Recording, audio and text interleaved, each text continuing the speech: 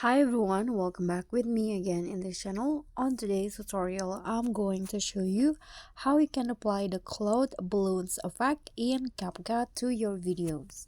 So first, the first thing that you need to do is prepare the video that you want to edit and go straight to effect, video effects, and here you can directly search for the cloud effect, cloud balloon effect in here, or you can just explore by going to the nature category, then select the cloud balloons effect, this one. Here you can adjust the size of the balloon, the stickers, horizontal, which is the position of the cloud, vertical, and also the speed.